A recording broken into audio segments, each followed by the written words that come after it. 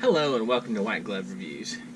In this video, I was kind of going to try something a little different than normal. And if you think this is an awful idea for a video, or if you think it's a really interesting idea for a video, let me know in the comments. What I've been doing is I've kind of been doing a little bit of organization. And one of the things that happens, and I'm sure many of you understand, is clutter and things accumulate on my desk. And all the stuff in front of me are things that have accumulated on my desk that I needed to put somewhere. And so what I figure I would do is I would talk a little bit about the various things that have accumulated on my desk in the not too distant past. And some of them might be interesting, some of them might be weird, and some of them, and I'll include links in the description for any of the things that I talk about that might be relevant or interesting for you. So anyway, all this stuff are things on my desk that I currently need to put away. And some of them are like things that are works in progress that, like, something that I needed to do that I haven't got a chance to do yet. So I'm going to move all this stuff out of the way and then talk about the little various pieces one by one. The first one is I have an assortment. Okay. I have my pocket journal. I have an assortment of Pentel Energel alloy pens, and I have my new, mostly blank journal that I'm in the process of switching to as soon as I fill up this current pocket journal. Now, my normal pocket journal, and I did a video about this a while back, is a moleskin pocket journal. And what I'm going to do is I'm going to switch to the TWSBI pocket journal. Unfortunately, I think as soon as I decided to switch to this to try it, they discontinued it.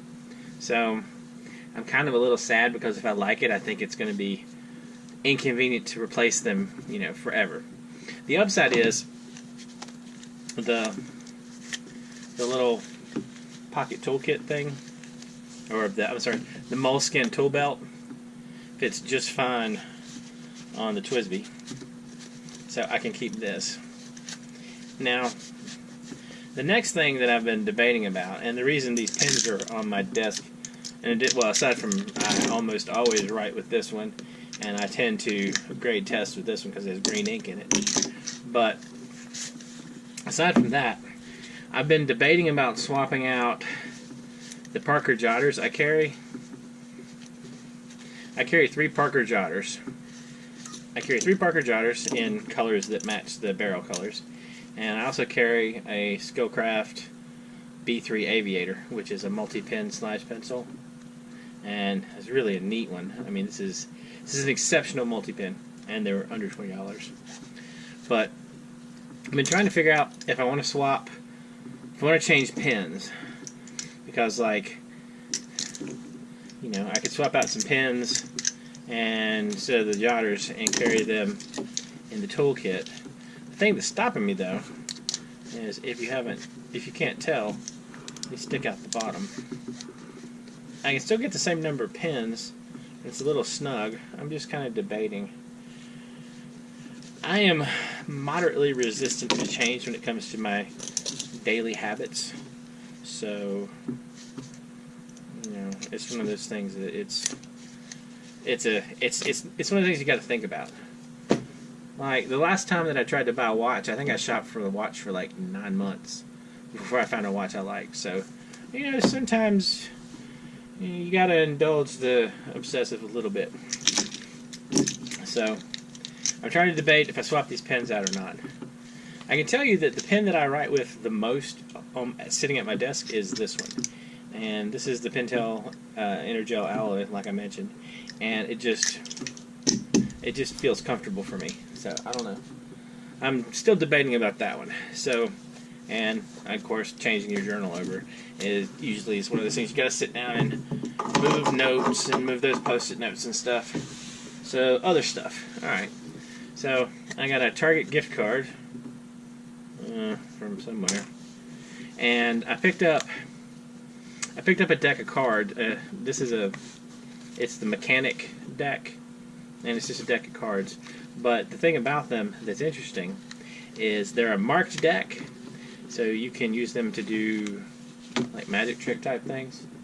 And You know, even when I'm doing stuff like opening a card box, I can't quite escape using my little Sasami knife tool.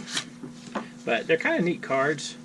They are marked, and you know they're marked. But one of the things that I thought was kind of neat about them, and I don't know if it'll show up on the camera or not, but they're animated.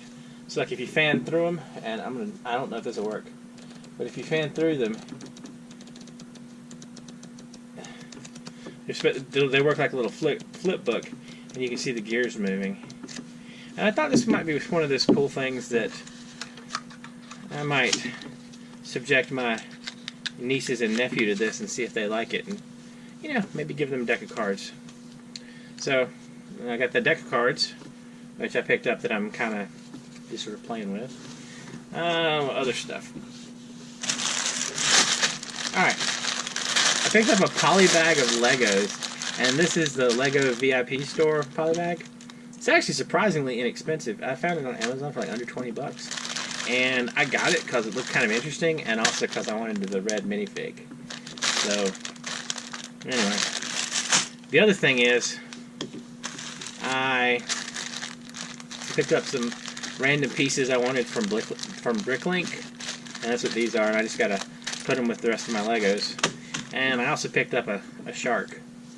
I picked up a Lego shark, one of the big ones, which is kind of one of the cooler animals, I think. And the people that I got it from on Bricklink, they sent me a little skeleton guy with it, and he arrived inside the shark's mouth, which I thought was a nice touch. So there's kind of an interesting random thing about the Lego animals. For about a year, one thing that I did was I randomly gave my girlfriend Lego animals, including a shark. And from her report, this shark was one of her favorite ones. It makes a surprisingly pleasant noise when you open and close it. So anyway, Lego shark, Legos. What else? Oh, I have a magic deck. This is a Legacy Mud deck that I need to update, and you know, it hasn't been updated in forever. And you know, just Legacy Mud is the Metalworker, Wormcoil Engine, Sundering Titan, etc., etc. And occasionally a Eternal One Chalice of the Void for good measure. So, you know. And Trinospheres and General Hate.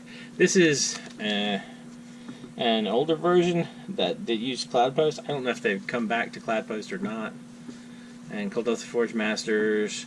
This one also has the combo in it where you... I wonder if it's...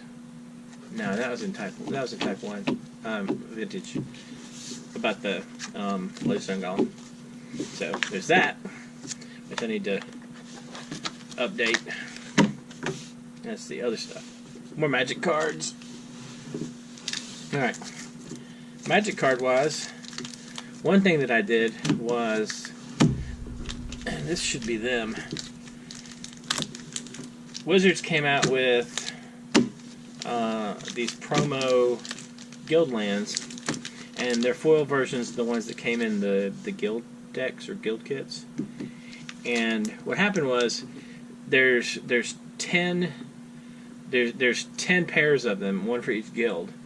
And the lands when they came out were relatively expensive. They were like in the 12, 15, and sometimes up range. But what happened was the ones from the first Ravnica set, they put those 10 in the showdown packs, and they got down to, well, the average price for what I picked them up for, I picked them up for about $3.75 each. And so I picked up enough. These plus some more that I have in a box somewhere are enough to support a 2-color EDH deck in each of those colors with the basic lands. And it's actually, they were not bad to pick up. So there's those. And then these are just random cards that I picked up. You know, just things that I thought were interesting. I feel the need to do something despicable with Bolas's Citadel. And the other ones are just interesting kind of cards that I think might be good. I like the art for this one, Deliver Unto Evil. It has very distinctive art. And it kind of, it's interesting with this one because the art doesn't really match the rest of the art so well in the set. And that's one thing that I kind of miss with the newer sets, where you have the obvious odd art that, you know, makes a card very interesting. But the problem is the rest of them look kind of like homogenous. And I mean, that's just the art director doing their thing, but I think also you need the little weird art that stands out. I picked up some wild growths because I've developed an affection for them of late, and some just general basic forests. Dragons for updating my dragon deck. More dragon stuff. I decided I wanted to get the right tokens for some of my decks, so I dropped like $1 and got all the tokens I needed for the random stuff. I think those are tokens for my dragon deck. The last thing is a Felden EDH deck, and so Felden is one of those decks that is it's interesting. I like it, but I feel like I need to. This is another one where I built it a while back and I need to update it because a lot of good red things have come out that need to be in here. And I mean, it's just, you know, kind of the stuff you would expect. Bracers, sneak attack, that kind of thing. Anyway, I gotta update this deck too. So that's kind of a brief overview of some of the stuff that's just accumulated on my desk over the last while that I need to put away during my tidying, and I guess it is spring cleaning. If you have any questions about any of the stuff that I have talked about on my desk, let me know in the comments, and I'll include links to anything that I can think of in the description that might be useful for you. If you have any questions, or if you've enjoyed or hated this video, let me know in the comments, because I have a lot more desk to clean up, and there's a lot of weird clutter around. So if y'all enjoyed this video, I might just work my way through my desk, cleaning and tidying, and I can share that with y'all. Anyway, if you've enjoyed this video, please like and subscribe, and I hope y'all have an excellent day.